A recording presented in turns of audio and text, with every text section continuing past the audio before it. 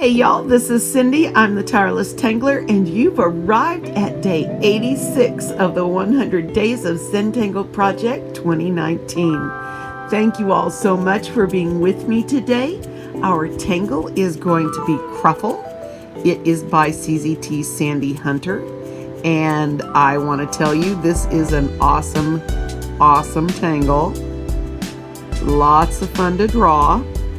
But I also want to tell you that Sandy has, according to Tangle Patterns, and I did check them everyone out, on her blog, she has a set of 150 variations of this tangle, and you can check her out on Tangle Patterns, check Cruffle out on Tangle Patterns, and there's a link there to her blog. And you can check out all of the variations in there. So cute. So many fun things to do there. So let me walk you through Cruffle. Cruffle starts with an orb. And it's basically a set of orbs or a string of them, or however you want to set this up. And whether your lines are wiggly or not, this is still going to work. I want you to divide your orb with an S.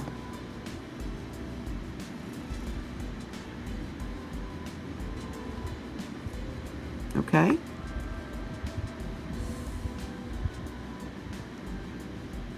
Oops. Just like that, with a soft, gentle S. Now the next step is to start in one of your points, and you're going to echo this right here.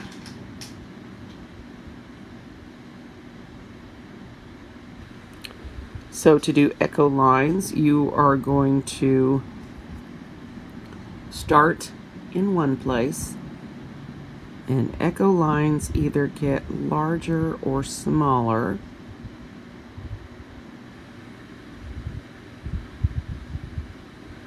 And you can see how many of those you can fit in. Now, mine are really messy, you can tell. And I don't have a particularly good way of doing this easier. But I tend to get the best results when I start wide and work in. I suppose you could do it either way. But it's just basically filling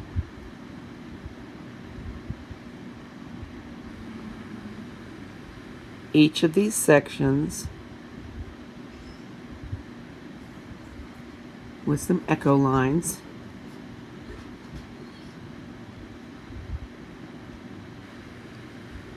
And again, pretty messy. All right. Now, the shading is really important on this. And as we have been doing, you want to shade in particular where your lines are going to converge, and you're naturally going to have a little bit more depth at those spots. And then you just blend it up a little bit. Leave your tops like that. Now I really suggest you go and check out these variations because she has got some really cute ones. Let's see if I can do one of the variations that I loved. And that was that had little leaf shapes.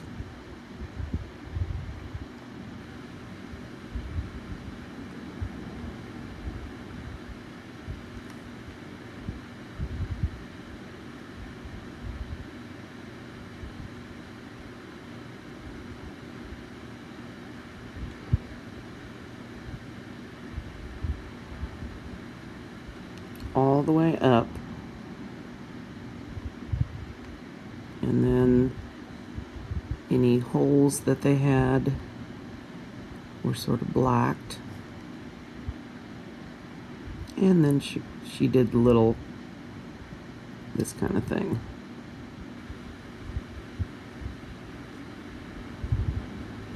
And so you know I liked this, right? How cute is that? And I think in the one that I really loved, they had a single one on the other side with like a little curly Q or something. Anyway, lots of different Q combinations for embellishing and varying this pattern. You can, she has got on the step out examples where she has used this as a string, whoops, and alternated the size of her orbs like this, which is also a very cute idea. She has got them where there's embellishing around the edges, sort of in this fashion. Okay. They have got them that looks like little apples. I mean, she's got so many cute ideas. I really encourage you, check her out at tanglepatterns.com. This tangle is called Cruffle, and it's by Sandy Hunter, CZT.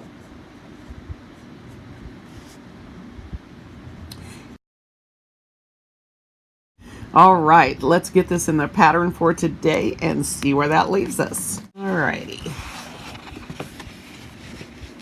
See if we can find a spot we can put in the camera. Here we go. Next to Verve. All right, Cruffle. I think first I'm going to fill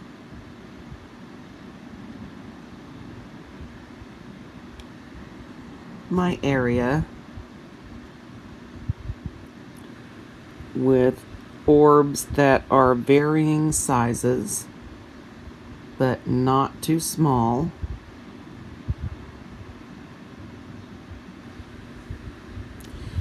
And I'm going to allow for a little overlap, so it will look like some of these are behind the others. And I think I'll go ahead and ink my blank areas.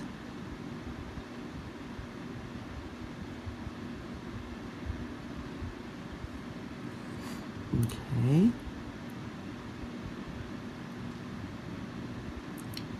And by doing this ahead of time, it takes off some of the pressure, at least for me, when I start the inside. All right. Remember to breathe and just slip your little orb shapes wherever you would like them to be.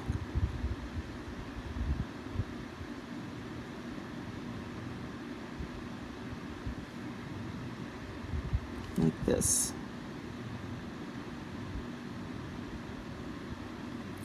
This is a technique I almost always use with jetties, the Tangle pattern jetties. That's a Zentangle original pattern, and it is just little orbs that are decorated like balls, basically. And it can be quite fun. I find it a little bit tedious because it's a lot of embellishing, but it's okay.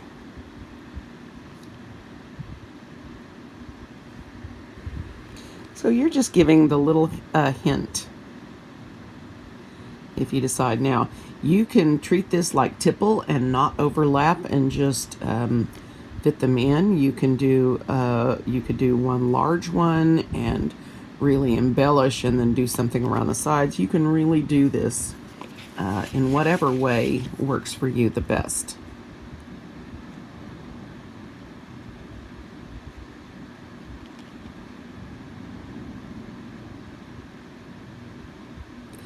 And if you're not comfortable with overlapping these, that's all right. Do what works for you best.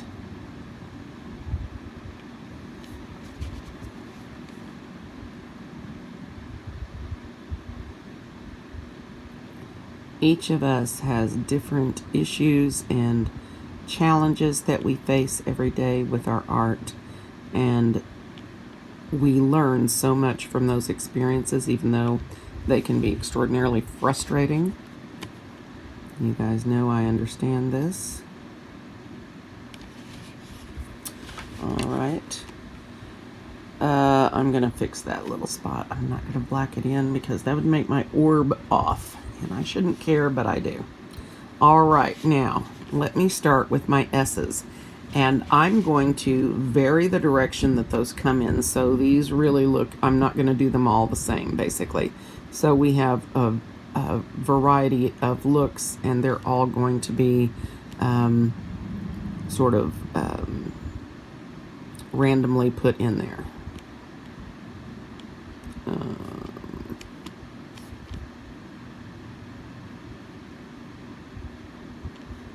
I'm not sure how good that went, but oh, I'm illiterate today. Nothing is coming out right.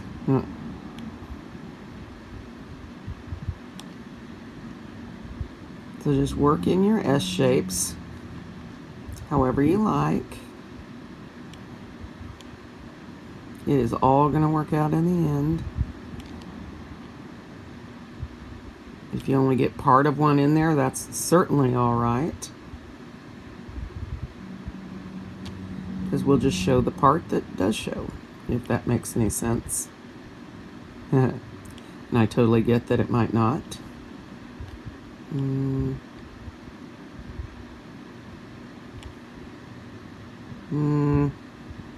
I think my S's are a little...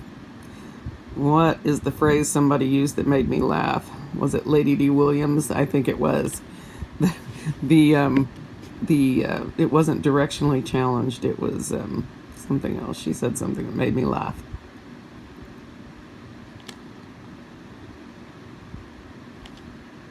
Okay. So there we are. And now I'm going to add in my embellishments, but I think I'm going to do something special to this one on top. Let's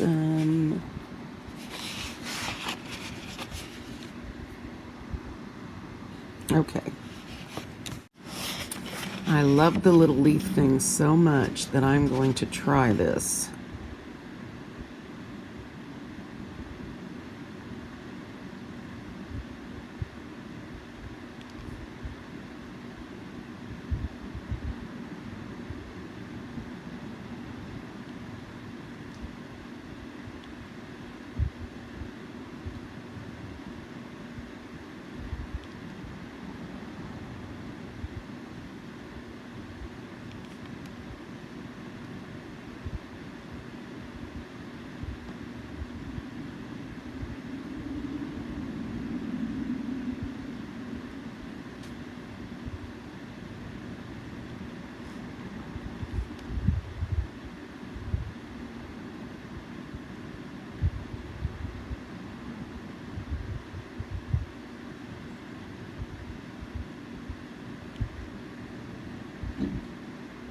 I like it. All right, now over here, I think I'm going to do something like this. I like it. I like it. But I think on the rest of these,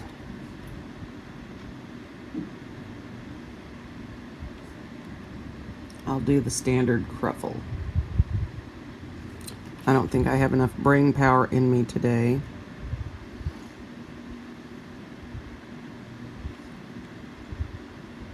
To vary them all differently. I think I'm just going to do the top one this way and fill in the rest. And also, in her examples include cruffling, if you will, one side and leaving the other side blank. There are lots of different variations of shading. So again, If you really want to let your creativity loose on this, go check out her examples. They are awesome.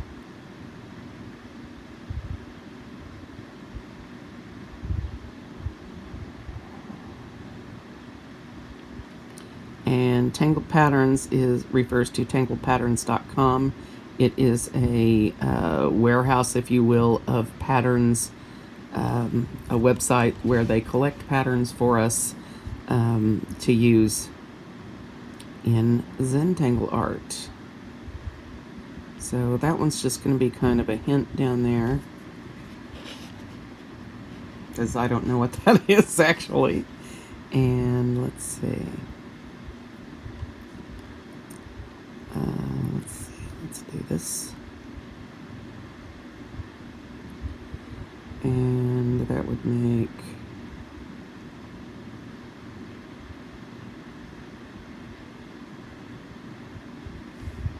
I don't know, guys. It's going to be interesting.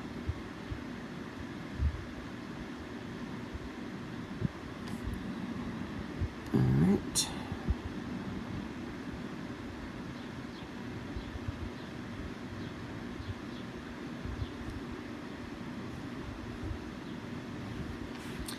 Shading is going to help this a lot. And keep in mind that this is a lot closer to your art than anyone should be. Make them step back. I'm just kidding. Simba says hi. He hopes Karma is doing all right today. Simba loves his little dog buddies all over. Karma is one of the dogs of one of our watchers, and apparently when Simba barks on video, Karma gets very excited. So they have a budding online friendship, those two. Simba is my dog, by the way. If you have not seen his pictures, I drop him in videos every now and then. He's a German Rottweiler and extraordinarily awesome and cute. Boy, I really made a mess of this one, didn't I? Well, that's okay, because we're going to have a special variation of Cruffle right there on that one. It'll work. You just wait and see. In fact, I might have stumbled onto one of the variations. I'm not sure. Still, gonna work. Let's see if we can get these.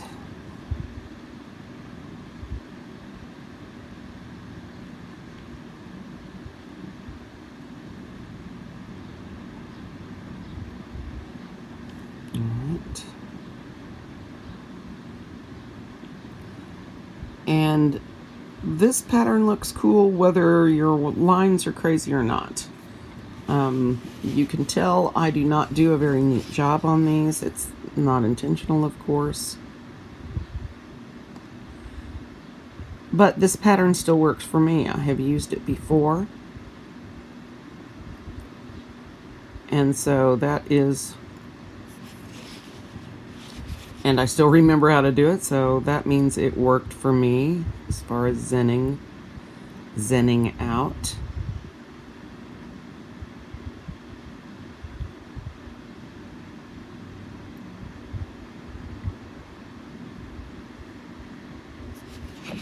But you can see this is a very, very cool effect, right?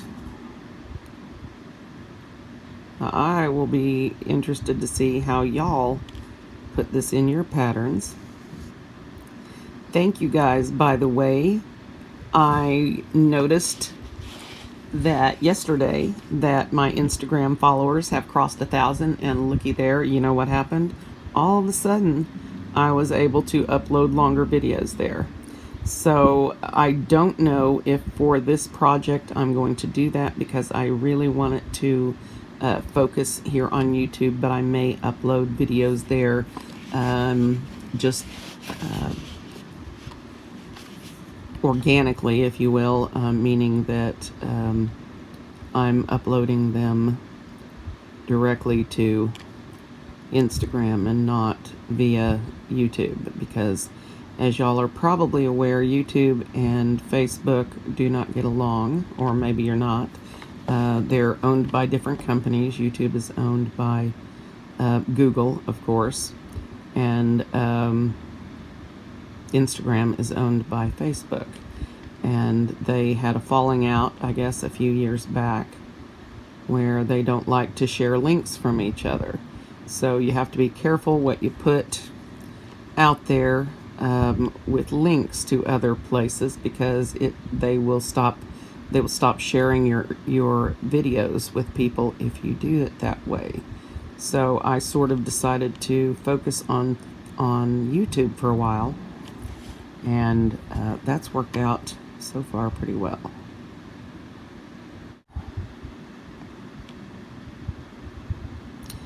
I'm kind of feeling the need to redefine,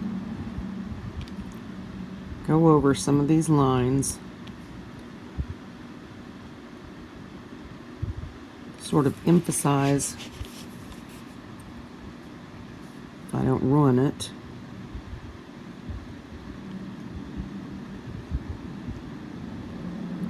And all I'm trying to do here is emphasize the shapes, the circular shapes.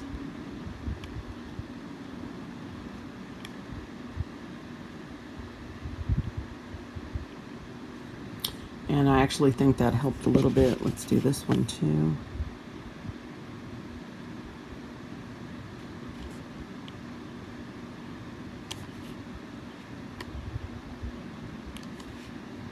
And that ought to work pretty well. I think that's going to be easier on us for shading. Let's get this shaded. Let's get it in the books for today. And we are on our last 2 weeks. And I'm going to tell you guys, I'm a little bit sad. I'm actually a lot sad. I'm going to miss this. I'm going to miss you guys. I mean, we are still going to be here every day, and I still have new plans. I have a new project planned with a new CZT who's got a book out on Amazon. His name is Brian Crimmins, and he is the author of a book called Dynamic Dingbats, and we're going to try to do a review if I can get a hold of a copy, and also if I can figure out how to interview him, I certainly want to do that. And then we're going to, in conjunction with his Facebook group, we're going to think of some project we can do together. So I'm pretty excited about that. He was pretty pumped about it, so I think it's going to be exciting. And thank you to Lawanya Dorman for putting that idea in my basket, if you will. Lawanya keeps me grounded. She is the one that is keeping the list for us of our tangles for the 100-day project, and we're going to hopefully set that up on my webpage at thetirelesstangler.com so that people can download the list of tangles that we've used. And she has been awesome. She has commented every day. She has been so supportive in offering her time in helping. So thank you, Luanya. I appreciate it. You are awesome. All right. So this became a little bit problematic. I am adding graphite heavily around this first one that I wanted to highlight with the leaves on it, or the leaf-like shapes. We don't want to get representational, huh? Representational means that it looks like something, and in Zentangle, they strive to not look like objects in the real world, more abstract, because when your mind knows what something's supposed to look like, it does not relax so easily. And so the Zen from Zentangle comes when you can stop expecting something particular and just let the lines lead you, which is pretty cool. All right, I think Mono Zero is going to make an appearance today. I'm going to start by blending around this central one. Okay. Then I'm going to blend around them in consecutive order, going for the ones that seem to be on top of the others first.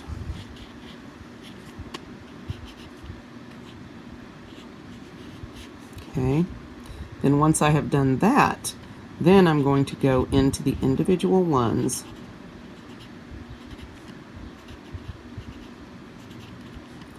and try to blend up where the lines have come together. I think I need more graphite on that one.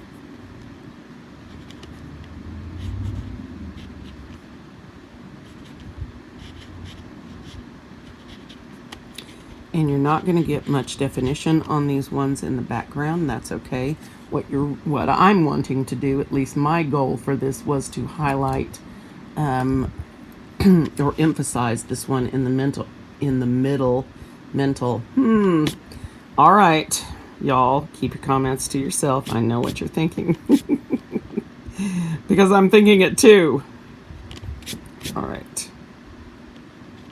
I'm just using this Tombow Mono Zero eraser, very tiny tip, to just lift a little of the stray graphite, especially off this one. And then I think I'm going to use this pencil to shade down here a little bit. And I'm going to shade the base of each of these little leaves. Seems like such a little thing, but it's going to make a difference. At least I hope so. All right, so I'm going to blend this up a little bit. And just add a tiny bit of emphasis to my little leaf shapes.